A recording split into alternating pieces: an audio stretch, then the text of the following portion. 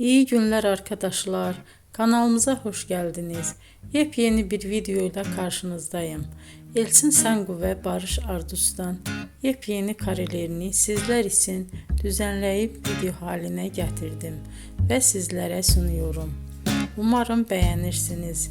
Elçin Sangu ve Barış Ardus Kiralık Aşk dizisinde birlikte rol almış ve herkes tarafından çok beğenilmiştiler. Biz de onların en güzel ve en özel karelerini sizler için hazırladık. Videoların devamını istiyorsanız kanalımıza abone olup sona kadar izlemeyi unutmayın. Hoşça kalın. Bizden bu kadar.